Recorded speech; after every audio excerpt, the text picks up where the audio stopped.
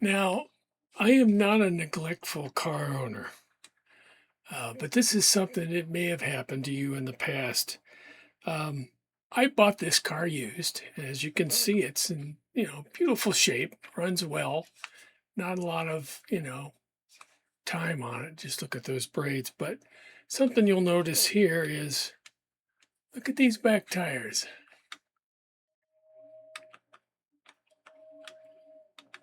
You can really see it there, can't you? Look at those flat spots. It's pretty bad, huh? I didn't notice those when I bought the car, and it wouldn't have kept me from buying this car.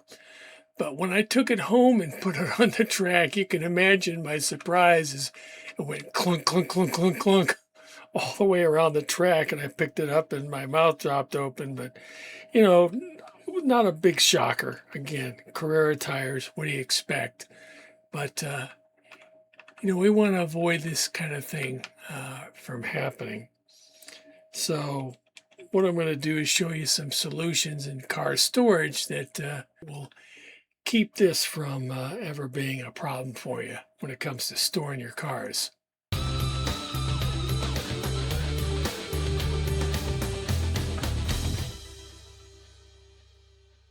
Now, don't get me wrong, I really enjoy my 3D printers.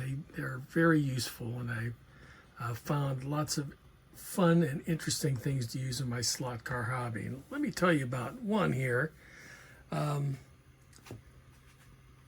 These are supports, basically bases for slot cars that you can put your slot cars on to keep them from, getting flat spots on the wheels. These are 3 different designs. I'll show you this.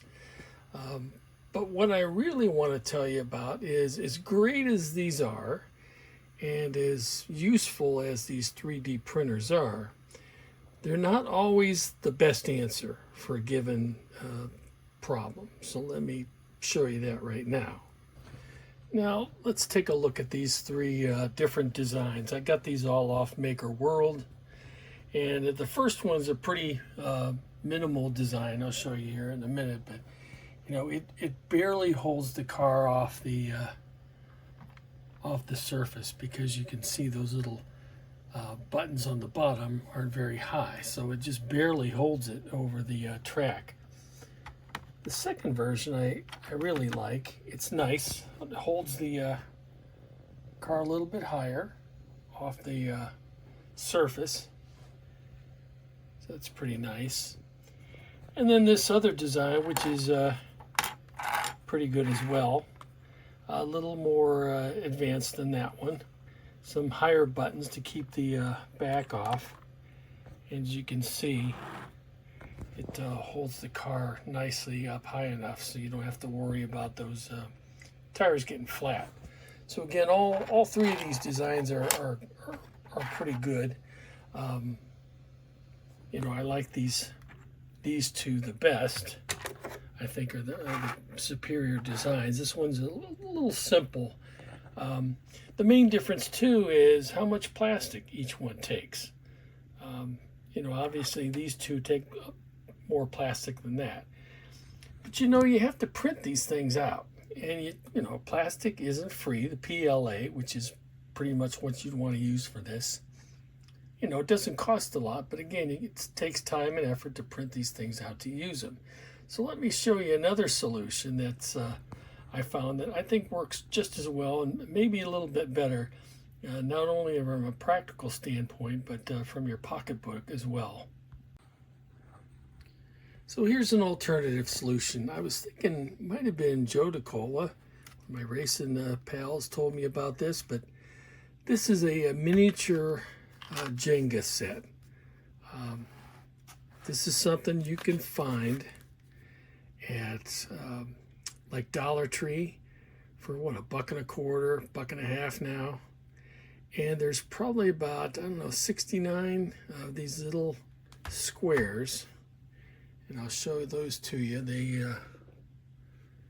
basically, you get 3 of these in each, and they come in 2 colors. You can see they're alternate. But what I've found works really well are for stands are just 2 of these. for each car. I tried it with one, but one, it's a little bit hard to balance a car on that.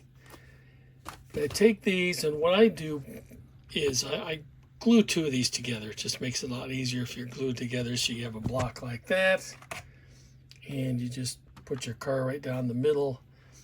You know, the guide is in the front, everything else is in the back, and as you can see, it holds the car nicely off the surface wherever you're storing them. I use these. I have shells, and I've used a whole bunch of these. But for 69 of these, I think, for $1.50 at the most, you can't beat this solution. It's frankly is a lot cheaper than trying to print these things out of plastic. It saves you a lot of time. You just have some time, again, if you glue two of them together, but you can do a whole bunch of them in just a few minutes. It's just really a cost-saving solution that I think makes a lot of sense. You know, our tech tools like our 3D printers are great, but they're not always the best solution. Sometimes there are other solutions that work really well, and here's a perfectly good example.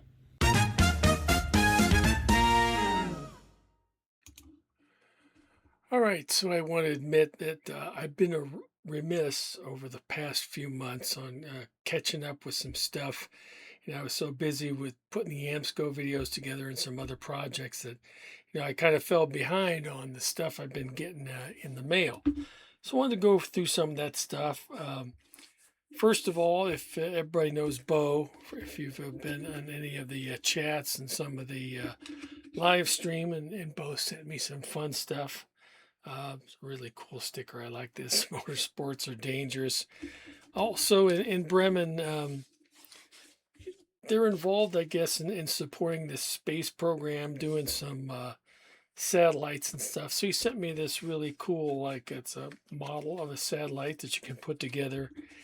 And then some also Space Hub sticker. And all these animals are from the fairy tale that's associated with Bremen. So that's kind of a fun thing. So I want to share that with you.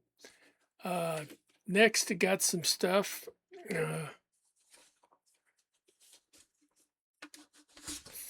from DG Raceway. Some really cool stickers. I've wanted one of these for quite a while. I thought these were always a cool sticker. I like the black and gold. And he's also sent me some Aussie Slotcar Show stickers. So that's great as well. Then Nico had sent some stickers along. So I got a couple of these Slotcar Dude stickers. Oh, there's another one in there somewhere. They stuck together. Yeah, there's two of them. So you can see those. But again, always a favorite. So I got a couple of those. Brad Panita sent me these, and I always thought this was a really cool sticker design from HSF. And I've got then Wilton Raceway. And of course, everybody's seen the famous silicone is for boobies, not slot cars. I always thought these were hilarious. But again, really, really cool stickers. I don't use silicone myself, Brad, just so you know. I'm a rubber and urethane guy. But again, those are real fun. And then also I got from Vince Messina. Vince sent me some fun stickers. You can see some stuff there. And from his PTO Speedway in Saline, Michigan. So you can see those as well. I'm going to add these. I for a long time, I've been kind of remiss. I've got these stickers I've collected. I never really had the perfect spot to put them. And I think I've settled on something. I'm actually going to make a board and mount it in one of my doorways there, where between my workshop and where I have all the cars stored. And I'll get these on there. So we'll get some of those on display, and that'll be definitely be fun, because I want to get some of those on display. Also, picked up some stickers at the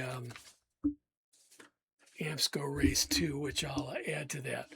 Also wanted to take a minute and show you a couple of the cars I've got recently. Obviously, we've all seen this. This is the NSR hypercar. I was going to wait and get one of these once the liveried version came out, because I like my Ferraris red, and I don't care what you say, this is a Ferrari. But in the interim, I had an idea for a cool livery I thought I might do on this car. So, I haven't had time to get to that yet, but that's something I will get to hopefully pretty soon. So we'll get on that and see if we can get that done before an actual factory liveried version comes out. And then another car I got, this was a Father's Day gift. My wife usually gets me a gift certificate to LEB.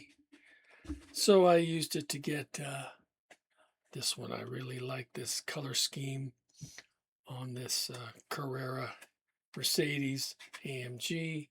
I don't know if you can tell, but yeah, this is, the blue is kind of a matte blue finish. I was just like the blue and gold look really nice. This is a color scheme, a livery that I know Greg Gobb would really enjoy if he hasn't got it already. But that's another fun car. Because again, I collect a little bit of everything. So that's where I am so far. So again, just wanted to get you caught up on some of the things I've been working on. Now, you may have noticed during my last episode that I was wearing a very spiffy two-line shirt. You can't see much of it, but Marty had very generously sent this on to me. When we were at the AMSCO race, we had a chance to talk quite a bit, and I gave him one of my Ohio Slots shirts. And I wanted to thank Marty again for sending along that shirt, because it is really cool. One other thing I've been working on is the 3D printers to create some decorative stuff. This is a light box. And again, you print this on the 3D printer face down using two colors. I recently added a multicolor printer. And then you put a LED light strip inside of this. And there's a back that goes on this with a little hole. You can make these to hang if you want. I made a base for this because I'll probably glue it on there and set it up somewhere. I'm still working on some adjustments here. You can't see it here, but if you shine a light through this, there's some tiny little pinholes. In some of these letters here where just a little bit of light shines through, it didn't quite make the turn. And I ran another one of these and got some improvement on it, but then there's eliminated almost all of them. So it's much better. But again, another fun thing to work on and something we'll have near the track. So that's pretty much it for this episode. Don't forget, if you really like this content, you found it helpful or useful, be sure to comment, like, and subscribe. It really does help the channel. So until next time, get down on your track, grab that controller, have some fun, and step on it.